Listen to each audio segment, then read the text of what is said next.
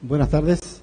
Es una mala hora esta para hacer una presentación porque todo el mundo viene de comer, así que muchos van a dormir. Podemos pedir que bajen un poquito las luces, así pueden hacerlo más tranquilos. Bueno, yo voy a volver al origen de que para mí es el silo bolsa. Yo conocí el silo bolsa en la década del 80 en Estados Unidos y en realidad el silo bolsa lo utilizaban para silajes de maíz especialmente y para silajes de grano húmedo. Después se convierte, digamos, en un instrumento para conservar granos. Creo que comienza en la década del 90 y creo que gran parte de estos trabajos se hicieron acá en la Argentina. Así que mi charla de esta tarde está enfocada a los forrajes conservados y a la utilización del silo bolsa para conservar estos forrajes que son de gran utilidad en lo que es la producción animal. Así que vamos a cambiar un poquito el foco de lo que es el grano per se, al silo, al silaje, la conservación de forrajes y a la producción animal enfocada más que todo a lo que es producción vacunos para carne. Lógicamente, la historia en la Argentina del silaje no comienza con el silo bolsa. Acá estoy presentando una foto que la obtuve de la gente de Barro, de Tres Arroyos, de la década del 40. Ya teníamos silajes en la Argentina hechos de esta manera, hechos sobre todo de sorgos, o sea, se hacían en ese momento de sorgos de pastoreo que se ensilaban y que se consumían posteriormente. Yo conocí los silajes en el año 62, yo fui a una escuela agrotécnica y ahí hacíamos silaje también de sorgos para las vacas lecheras. Hoy los silos aéreos entonces son un poquito distintos a los que vimos en la foto anterior, o sea, pasaron más de 70 años desde aquella foto al día de hoy. Tenemos estos silajes, entonces silos aéreos, silos puente que llamamos nosotros. Lógicamente estos silos puentes se usan en este país en una proporción bastante importante y sobre todo para las grandes extensiones que vamos a ensilar utilizamos este tipo de estructura de silos, pero en los últimos, yo diría, 10, 12 años ha avanzado enormemente lo que hoy nos toca presentar, que es el uso del silo bolsa. Hoy aproximadamente el 70% del total de hectáreas que hacemos para ensilar van adentro de un silo bolsa. Se ha aumentado enormemente el porcentaje de las hectáreas y lo vamos a ir viendo en ayudas visuales posteriores. ¿Qué metemos dentro de estos silos bolsas? ¿Qué silajes hacemos en ellos? Bueno, hacemos silos de planta entera de maíz y sorgo, que son los que más se utilizan en el país. Hacemos silajes de verdeos de invierno y pasturas. Para nosotros los silajes de verdeo de invierno es la cebada, el centeno, el trigo, la avena, el ryegrass, también lo consideramos un verdeo de invierno y muchos de ellos van a dar a estos silos bolsas convirtiéndose en silajes, preservándose a través de un proceso de anaerobiosis, un proceso fermentativo con caída del pH que nos permite mantener ese forraje por largo tiempo dentro de las bolsas. También hacemos silajes de granos húmedos. Sobre todo en la Argentina se hacen silajes de granos húmedos. Hace mucho tiempo, comienza en la década del 90 a hacerse en la zona de Tandil, se comienza a hacer los silajes de granos húmedos de maíz y después se hacen los de silos de granos húmedos de sorgo. O sea, son elementos que han ido popularizando el uso de este tipo de estructura. Y hoy, hace unos años atrás, comenzamos a utilizar este tipo de estructura, perdonen, ahí no voy a cambiar de lugar. Estamos haciendo el almacenamiento de subproductos, sobre todo de grano de destilería, la burlanda que llamamos nosotros, tanto sea de maíz como de sorgos, o sea que se ha ampliado el uso que le damos a esta estructura plástica de nosotros. Hoy esto es muy común ver en cualquier establecimiento, o sea, un silo de 12 pies, de 80 o de 100 metros de largo, una embolsadora y los camiones o los acoplados forrajeros trayendo el material desde el campo para confeccionar un silo que va a ser utilizado entonces en nuestros sistemas de producción. Hoy el silo es uno de los principales componentes de lo que es la dieta en el campo en la Argentina, en la producción animal de carne en la Argentina. Acá podemos ver, digamos, del año 2006 al 2012 aproximadamente, cómo fue evolucionando las hectáreas que destinamos a la producción de silo, o de silaje, en realidad, para nosotros. O sea, el silo es la estructura que lo contiene, el silaje es el forraje que se encuentra dentro de esta estructura. O sea, en el Propeco, que es un proyecto de INTA de hace unos años atrás, algunos están acá presentes, los que lo iniciaron, indica que más o menos para el año 94 teníamos 80.000 hectáreas, sobre todo de maíz, que se utilizaban para hacer silajes. Ustedes pueden ver, y no voy a ir a todos estos años, pero pueden ver que en el 11-12, después le voy a mostrar el 13-14, tenemos alrededor de 1.600.000 hectáreas destinadas a silajes, el cual el principal componente es el maíz, que podemos ver acá con algo más de 1 millón de hectáreas. Después el silo de sorgos en sus distintos híbridos, alrededor de 400.000 hectáreas. Y en que menor proporción tenemos son los silajes de verdeos y pasturas, que están por debajo de las 200.000 hectáreas. Pero ustedes pueden ver la evolución que ha tenido, entonces, en forma marcada a través de los años. ¿Por qué? Porque el sistema de producción de vacunos para carne y de vacunos para leche se ha ido intensificando en la Argentina a medida que hemos cedido hectáreas productivas para la producción agrícola, aproximadamente 12 millones de hectáreas en los últimos 15 años aproximadamente se cedieron a la parte agrícola, y por lo tanto hemos tenido que intensificar el sistema ganadero, también utilizando parte de lo que es la producción agrícola para el destino de silajes.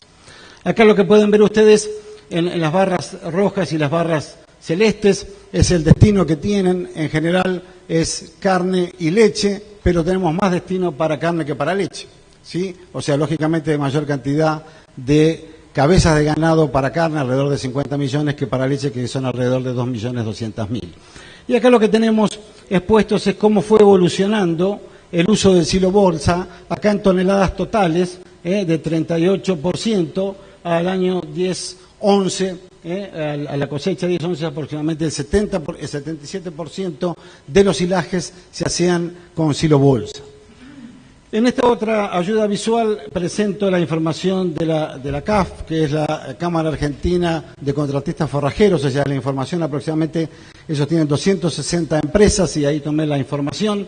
Hoy tenemos el destino para que se utilizan los silajes, el 47% es aproximadamente para leche y el 53% para carne. Y las hectáreas de silos aéreos, o sea, tipo trincheras, que son los que se utilizan, el 34%, y el silo bolsa el 66%. O sea, el silo bolsa predomina hoy sobre otros tipos de infraestructura para el silaje. Si nosotros consideramos qué tipo de material ponemos dentro de estos silos, tenemos que alrededor del 60% es maíz, o sea, que el productor argentino tiende a utilizar el forraje, o sea, la planta de maíz, como elemento para alimentar el ganado, tanto sea de carne como de leche. El sorgo le sigue como en el 23%, y posteriormente, como habíamos visto también en la ayuda visual anterior, los verdeos de pasturas están alrededor del 18%. Esto da que este año pasado, o sea, el año 13 y el año 14, hicimos alrededor de 1.800.000 hectáreas de silajes. Y si uno pone un rendimiento, después vamos a ver rendimientos de distintos cultivos, en 10 toneladas de materia seca, considerando el silo de maíz, que puede estar en 17, 18, lógicamente muy variable, el sorgo aproximadamente lo mismo, y los verdeos alrededor de 10.000 kilos, nosotros podemos ver que estamos poniendo dentro del silo bolsa alrededor de 12 a 13 millones de toneladas de materia seca. Estoy hablando acá, no de material verde, sino de materia seca. O sea que estamos poniendo unos cuantos kilos de alimento para la alimentación de nuestros animales. Como yo les comentaba, no solamente estamos haciendo silajes con el silo bolsa, sino que también estamos utilizándolo para preservar y conservar sus productos, que si bien no son nuevos, en la Argentina comenzaron a evolucionar de forma muy marcada a partir de hace 3 años, en los DDG o los granos de destilería. Nosotros llamamos burlanda a esto, burlanda húmeda, que lo podemos preservar también en los silos bolsas. Esta es la burlanda húmeda, que tiene alrededor del 60% de humedad, y esta es la burlanda seca, que lógicamente tiene un contenido de materia seca cerca del 90%. Si nosotros ponemos estos materiales en forma directa, esto es lo que sucede con la bolsa, no aguanta, o sea, es una estructura distinta que la que tiene una planta. Esto es un material que ha sido procesado y por lo tanto la densidad es mayor, se rompen estas bolsas, por lo tanto, para hacerlo, y esto se ha traído también tecnología de Estados Unidos, se la mezcla con algún heno, del 7 al 10% o al 15%, para poder tener una estructura lo suficientemente buena dentro de la bolsa que permite preservarlo sin que haya rupturas y permite entonces mantenerlo durante mayor cantidad de tiempo en el campo para utilizar la alimentación animal.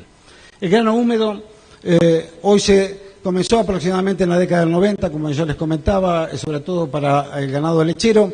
Hoy aproximadamente entre el 15 y el 20% de los tambos utilizan el grano húmedo en la alimentación. Tiene ventajas, sobre todo bajo el punto de vista del sistema, del manejo del sistema, y tiene algunas ventajas también nutricionales utilizar el grano húmedo.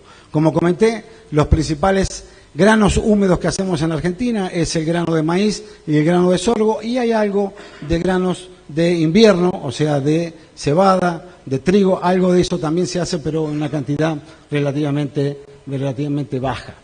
Yo me tomé el trabajo de hacer algunos análisis de sistemas de producción lechero para ver qué porcentaje están utilizando, y como les digo, alrededor del 17-18%, hasta un 20% en Argentina los tambos utilizan grano húmedo.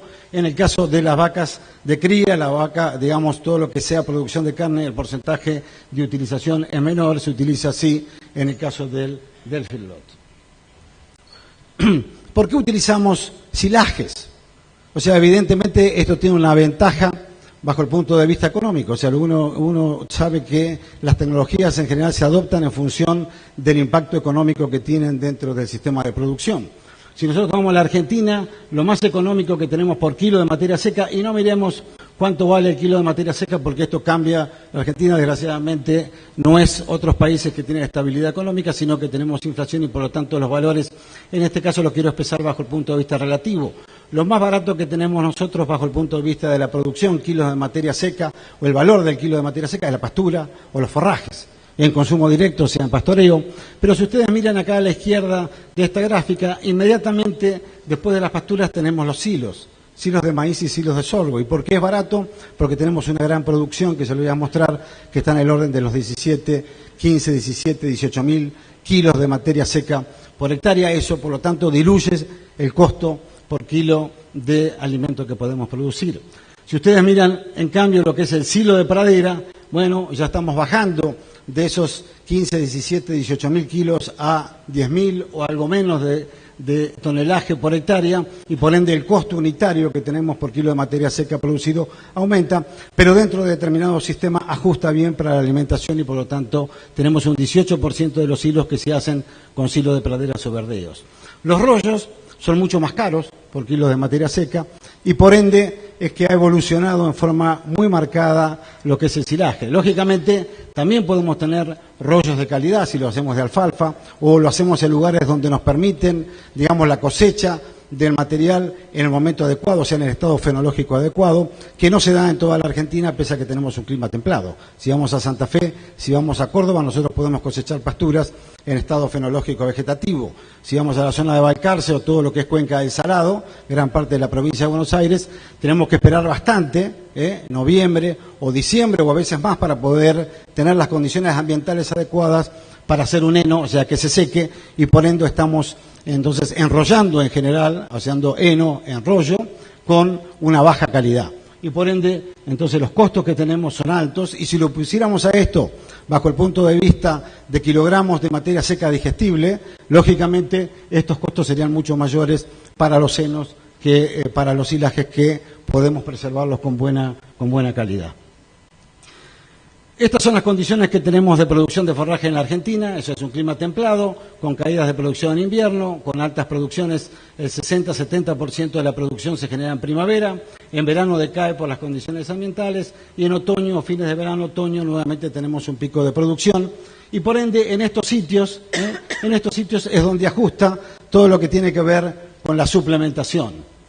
Tenemos la suplementación de invierno, que la podemos hacer o generar mayor cantidad de forrajes con verdeos de invierno, o utilizar reservas forrajeras o granos que podemos ser utilizados. O sea, la Argentina es un gran productor de granos, y en general los granos hoy, por lo menos bajo el punto de vista de relación costo-beneficio, el grano de maíz es, por ejemplo, barato en relación al kilo de carne, y lo podemos utilizar sin ningún tipo de inconveniente. El otro lugar donde podemos utilizar las reservas forrajeras o los granos como suplementos es en el otoño-invierno, dado que nuestros forrajes, por las condiciones ambientales, disminuyen su producción. Entonces, se ajustan perfectamente en nuestro sistema de producción para mantener altas cargas en función de la producción de forraje que tenemos y la utilización de los suplementos, poder mantener altas cargas y buenas ganancias de peso que después en algún momento vamos a ver. Entonces, una rápida definición de lo que podría ser el sistema argentino. Lógicamente, esto es muy general. Los sistemas son en base a pasturas o verdeos, y acá podemos poner también los forrajes, digamos, tradicionales o típicos de la cuenca del Salado o de otros territorios, o sea, tenemos pasturas propias y naturales del sistema. Podemos poner la suplementación con granos o con silajes, y después podemos, dentro de estos sistemas que nosotros llamamos pastoriles, podemos introducir lo que es el encierro, lo que es corral de recría, esto sería el feedlot de recría, o el feedlot o corral de terminación. O sea, nosotros podemos poner el ternero de destete, hacer una buena recría para después tener un animal con mejor frame, con mejor tamaño, para lo que es el proceso de terminación. Entonces, esto es lo que podríamos decir, lo que son los sistemas de la Argentina. Pastoreo, grazing, pastoreo, suplementación o utilización de corrales, tanto sea en la recría como en la terminación. Esto es lo que vemos. Entonces, las almohadas blancas, que nos permiten tener forrajes conservados, vemos feedlot de terminación, vemos suplementación a campo con granos o con silajes, y vemos lo que llamamos hoy autoconsumo, de sobre todo de silajes, es lo más recomendado en nuestros sistemas de producción, y los ven en todos lados. Los ven en todas las provincias del NEA, el NOA, en la Pampa Húmeda, los ven aún en la Patagonia, estos sistemas de producción, y sobre todo este sistema que ha evolucionado enormemente, y creo yo que es una de las principales ventajas que también ofrece el silo bolsa, como vamos a ver posteriormente. Algunas características muy rápidas en cuanto a los ensilajes de maíz y de sorgo granífero de planta entera, que son los principales materiales que nosotros ensilamos. O sea, altos niveles de producción de materia seca por hectárea, ya les comentaba, en un periodo relativamente corto, 6 meses, nosotros podemos tener una gran producción de forraje de alta calidad. Porque nosotros acá tenemos, que ya lo voy a mostrar, almidón, tenemos grano. El índice de cosechas de estos materiales puede estar en el orden del 30 al 40%, quiere decir que estamos cosechando una gran cantidad de grano, que eso significa energía disponible para la producción de carne o la producción de leche. Buena concentración energética, bueno, una concentración energética media, porque el otro 40, 70% que tenemos es forraje, que me lo voy a mostrar en la próxima ayuda visual.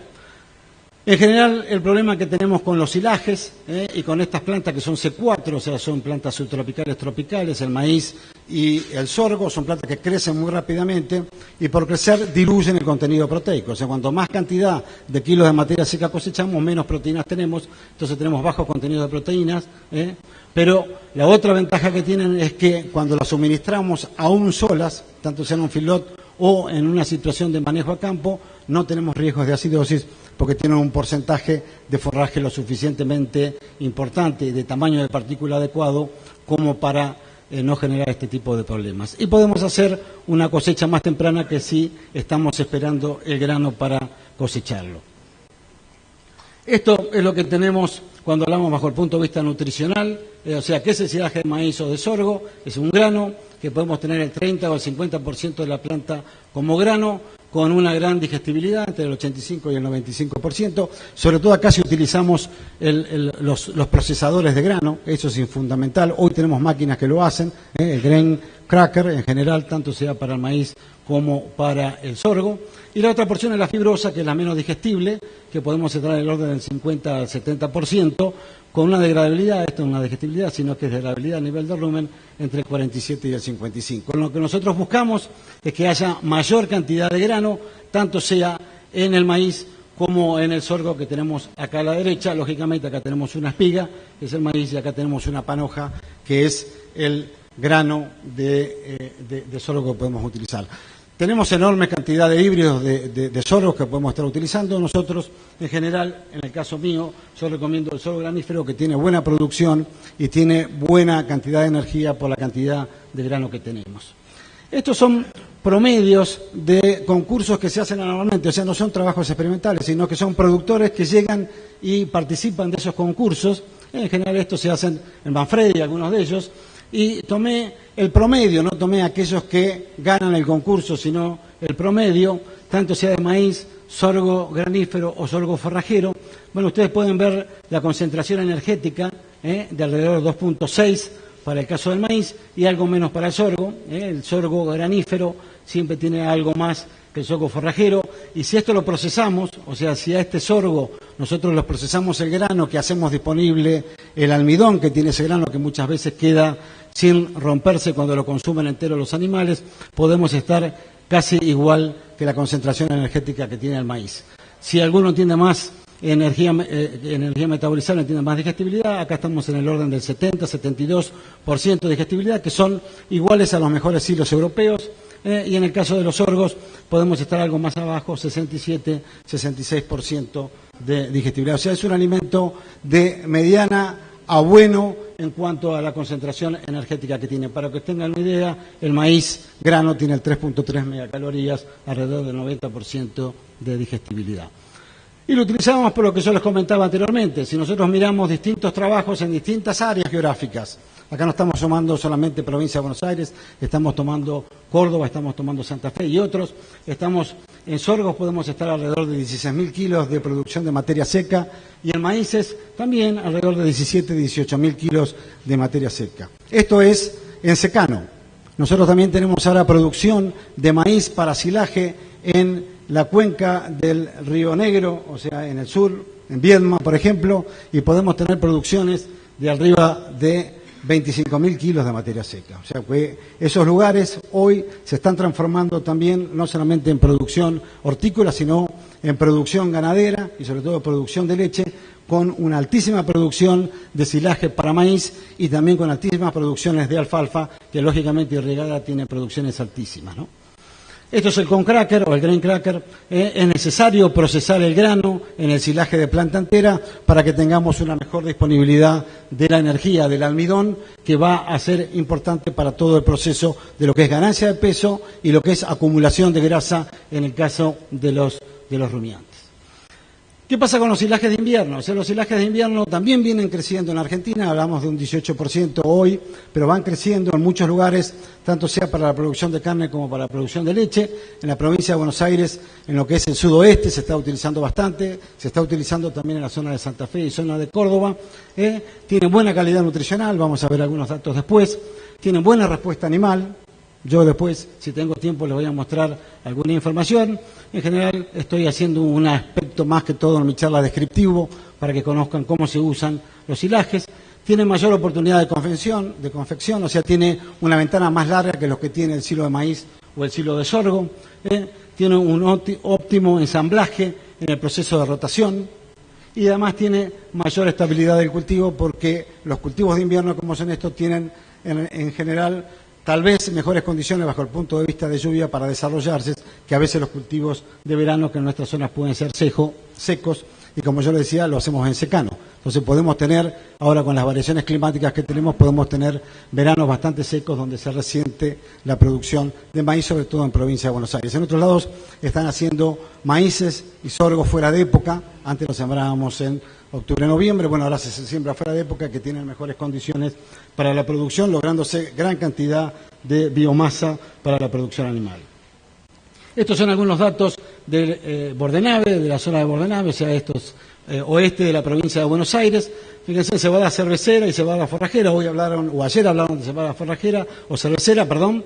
Bueno, también se utiliza para la confección de silajes, y acá vemos que cuando está fertilizada con nitrógeno podemos llevar a producciones de 12 a 13.000 kilos de materia seca. O sea, es una gran producción para un verdeo de invierno. En el caso del trigo alrededor de 10.000 kilos y en el caso del centeno de alrededor de 14.000 kilos. Acá lo que tenemos que tener en cuenta también es el momento de cosecha, o sea, tenemos que hacerlo en grano pastoso, no esperar a grano duro, porque la calidad del material disminuye en forma marcada.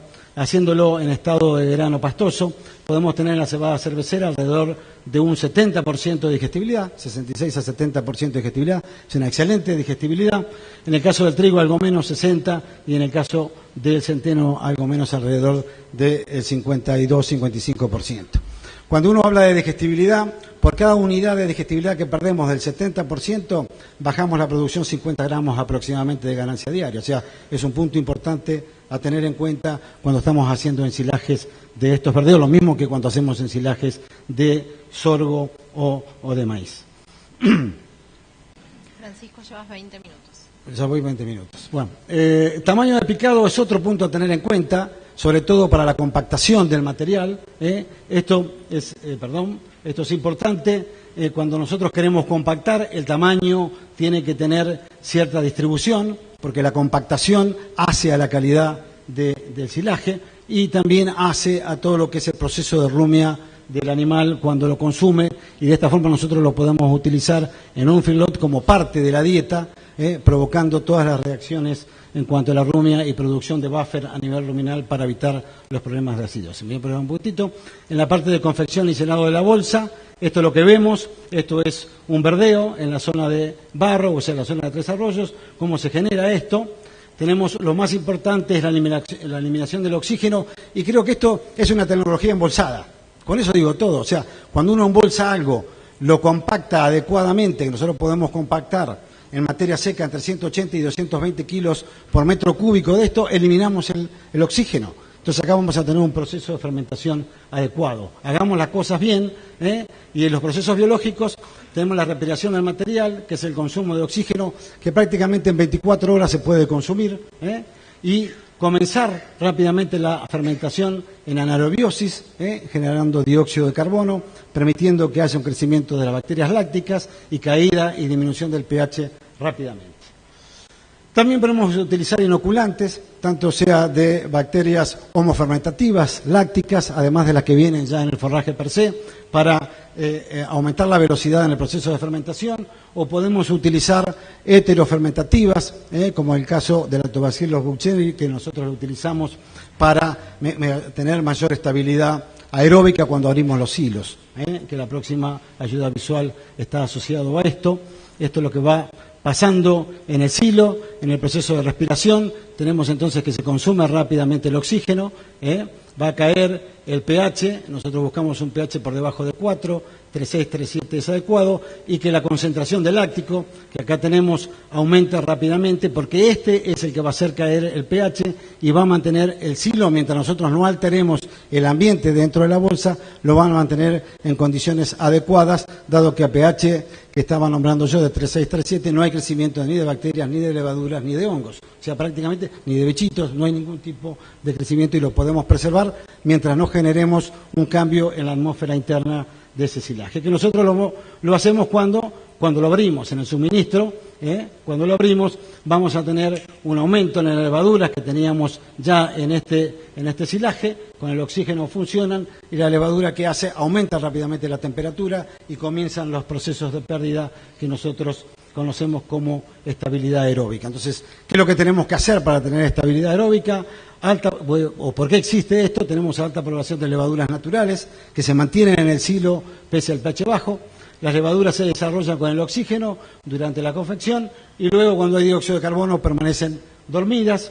En el momento que la abrimos o comenzamos a suministrar el silaje, tenemos oxígenos, y acá se multiplican velozmente. Entonces el ácido láctico se metaboliza con pérdida de calidad y menor digestibilidad, y entonces menor concentración energética. O sea, estamos perdiendo energía que de otra manera podrían utilizar los rumiantes. También se volatilizan los otros ácidos grasos volátiles, como puede ser acético, va a aumentar el pH, se desarrollan hongos y la palatabilidad disminuye, por lo tanto también disminuye el consumo. ¿Qué es lo que podemos sacar? Como yo le comentaba, con los aditivos, podemos transformar este ácido láctico en ácido acético, y el acético es un fuente inhibidor de lo que es el crecimiento de las levaduras, y por ende podemos utilizar esos aditivos para mantener la calidad durante el proceso de suministros. Dos palabras acerca del silaje de grano húmedo. Esto es silaje de grano húmedo, lógicamente lo partimos, lo hacemos con una máquina de esta naturaleza, o sea, con rodillos. En el momento de meter el grano es cuando lo estamos procesando. ¿Y qué vamos a tener?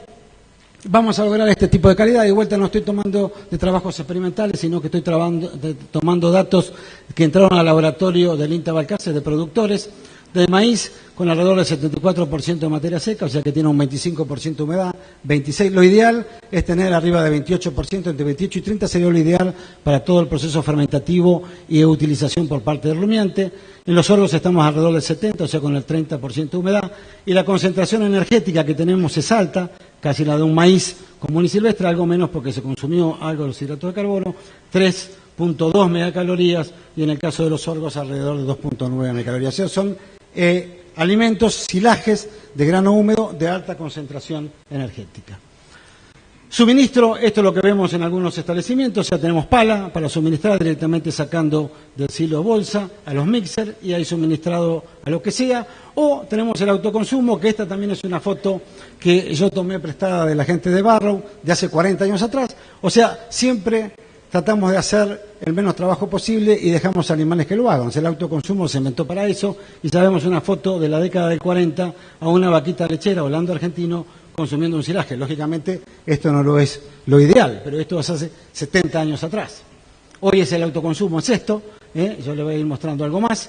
Podemos tener sistemas automatizados, o sea, esto se baja, el animal se apoya y cuando van empujando hay un sistema de crique que hace que vayan avanzando sobre la bolsa. Acá tenemos el silaje, vamos a tener que se va enrollando la parte superior en este sistema y la parte inferior en este sistema, o sea que acá tenemos un comedero prácticamente hecho de plástico. Acá tenemos una reja que se llama, esta es la ideal, no tiene los barrotes verticales que hacen que entren menos animales a consumir. Esto también se ve muchísimo en el campo. Hoy yo diría que gran parte de los silos bolsas se consumen en autoconsumo. Lógicamente también hay utilización de pala y sobre todo en los feedlot de esa naturaleza. Y tenemos sistemas todavía más baratos, que directamente el sistema tablón, en el cual con un tablón se asemeja a un comedero. Pero todas estas cosas también requieren de la presencia del hombre, como hablaban anteriormente. No es que dejemos los animales solos. Hay que pasar a revisar, ver cómo va avanzando el sistema. Hay que tener alambrados eléctricos alrededor, porque a los animales les encanta romper la bolsa y hay animales de 2 patas con zapatos que son también sumamente peligrosos cuando trabajan alrededor de estos elementos. Esto no, lo mostró ayer alguien cuando habló también, esto es lo peor que uno puede hacer con un silo. Esto significa que estamos estropeando un porcentaje importante, o sea, son pérdidas intangibles, el productor no lo ve, pero estamos perdiendo materia seca, estamos perdiendo valor proteico, estamos perdiendo energía. ¿Tá? Esto es lo ideal para que haya un proceso de oxigenación, que es lo que no buscamos en un silo, que no haya un proceso de estabilidad. Nosotros lo que buscamos es avanzar 30 o 40 centímetros por día en una cara. Fíjense que al tener todo esto abierto estamos oxigenando y realmente perdiendo calidad en el silo. Otro problema que tenemos son las roturas. Esto es necesario arreglarlo rápidamente porque si no tenemos entrada de aire y de vuelta nosotros podemos conservar el material mientras esté en anaerobiosis, o sea, con falta de oxígeno, que haya presencia de dióxido de carbono. Si se rompe, vamos a tener putrefacción de este material, y entonces es conveniente hacer los arreglos que también comentaban esta mañana. Existen las cintas plásticas, existen los parches para hacer todo este tipo de arreglos y arreglar las cosas. Entonces, ¿por qué para mí se impone el silo bolsa o se impuso el silo bolsa de esta manera? Se confecciona donde se necesita. Yo puedo planificar por categoría y por lugar donde voy a estar pastoreando, dónde hago el silo bolsa. Puedo hacer varios silos bolsas en mi establecimiento. Puedo hacer autoconsumo, como ya les mostré, muy simple, solo correo eléctrico, o hay sistemas automatizados que prácticamente no requieren de la mano del hombre, aunque tenemos que estar mirando. Ahorro costos de traslado. Acá trasladamos mucha agua cuando trasladamos silaje. Silaje tiene un 30, 33, 34, 35, hasta 40% de materia seca, o sea que estamos trasladando 60% de agua. Entonces, el hecho de no trasladarlo significa menos gasoil, menos mixer, menos tractor. Ahorramos mano de obra, ahorramos tiempo, logra ser eficiente en el aprovechar el silaje y en las pérdidas. Tenemos pocas pérdidas. ¿Tá? Tenemos forraje embolsado, valga la redundancia, es algo que nos permite a nosotros mantener la calidad mucho más que en un silo trinchera, que la podemos mantener, pero tiene más complejidad que este tipo de estructura. Con poco desperdicio y alteraciones del material podemos tener entonces un valor de calidad a lo largo del tiempo. Ya me queda un ratito más, terminando en esto. Esto es lo que van a ver ustedes mucho en la Argentina. cuando tenemos una gran cantidad de animales que van a tener acceso al silaje. Tenemos varios silos abiertos con el sistema de reja. Esto no es lo más conveniente, como yo contaba anteriormente, las barras verticales no es lo más conveniente porque impiden que puedan entrar más cantidad de animales a comer.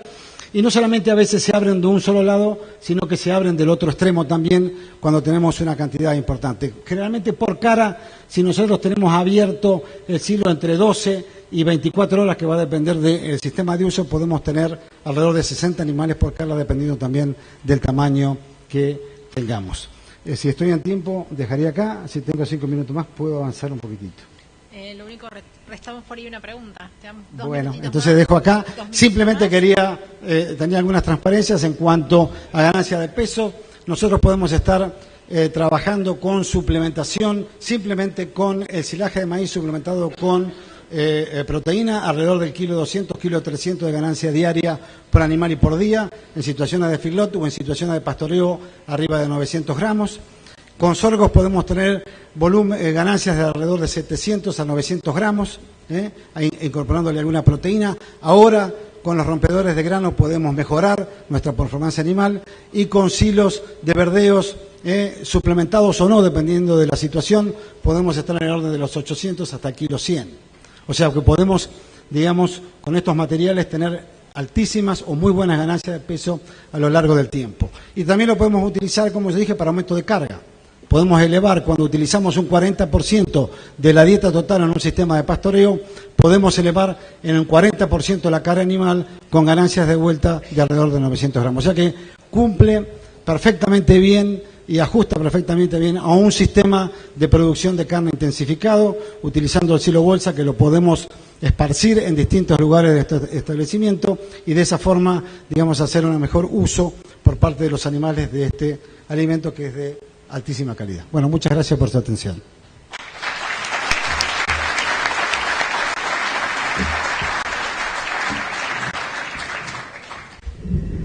Bueno, tenemos un tiempito para unas preguntitas para el doctor Santini.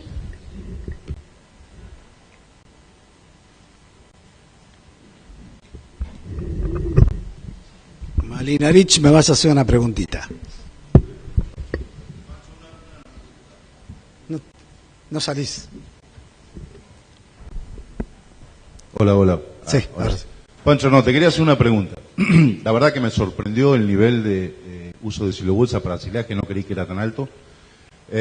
Ahora, mi pregunta viene a esto, y no sé si vos estás mucho en el tema de costos o de puntos intermedios, cuando se hablan de grandísimos volúmenes de silo, si tenés alguna referencia de cuál sería la cantidad o las toneladas que ya no te permitiría trabajar con silobolsa y sí o sí tenés que ir al búnker, si es que existe. Indudablemente los silos, vamos a hablar de silos en general, de mayor tamaño se hacen silo tipo puente, digamos silos aéreos, porque nos permiten una mayor rapidez para todo el proceso. O sea, todo lo que se ha llenado de bolsas, si bien se ha mejorado bastante en el tiempo para confeccionarlas, es más lento que el otro sistema. Yo no te podría decir dónde está el breaking point, o sea, acá paso para un lado, acá pasa para el otro. Sí, en los costos, si uno entra, yo en general a veces los costos no los traigo porque es muy variable, pero si uno entra a la Cámara Argentina de Forrajes Conservados, vos tenés una diferencia aproximadamente de 10 centavos, hoy más o menos. Al precio actual tenés por kilo de materia seca en un silo puente de 81 centavos por kilo de materia seca de silo maíz. Y en el caso de un silo puesto en bolsa está 10 centavos más arriba aproximadamente. O sea que esa es la diferencia, 10 centavos de diferencia, 81 y 91, que de cualquier manera los dos son sumamente económicos cuando nosotros miramos la ventaja que tiene y la conversión. Yo no hablé de conversión, pero podemos estar convirtiendo con algo de proteína alrededor de 7 kilos de silo en un kilo de carne. ¿Tá? Entonces vos tenés 80 centavos por kilo, 90 centavos por kilo, y tenés un valor de un novillo de 350 a 400 kilos de alrededor de 16, 17 pesos. ¿Tá? Entonces hoy es un negocio, y lo ha sido durante estos últimos 15 años porque viene creciendo en forma muy marcada, ¿no?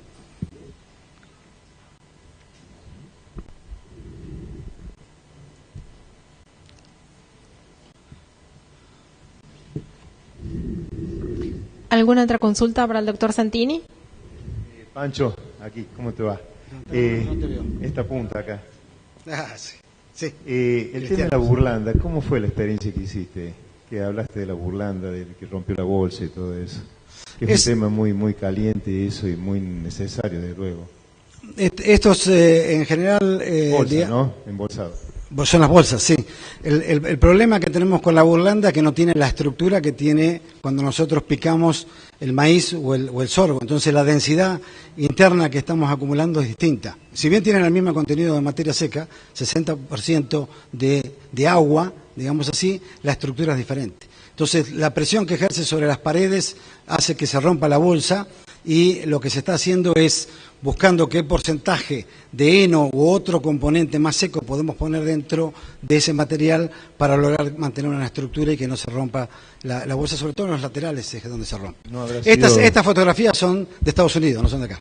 Me parecía, porque la bolsa no era... Vos conocés enseguida, no era de acá. Claro, no, porque posiblemente la hayan frenado mucho. Bueno, yo creo son que... todos trabajos que estamos Claro. generando ahora con el proyecto de nutrición del INTA que tenemos y que también participan ustedes, Sí. o participabas porque vos ya estás saliéndote del sistema, pero adentro. Digamos, estamos trabajando en estos aspectos de burlanda en cuanto a la calidad que ofrecen las distintas industrias y la forma de preservación, porque si bien muchos los preservan directamente al aire libre, o sea, lo tiran, es necesario mantener un stock para cuando hay problemas climáticos o ambientales, que este año hemos tenido mucho y hemos aprendido que si no tenemos la burlanda a veces no podemos llegar al campo.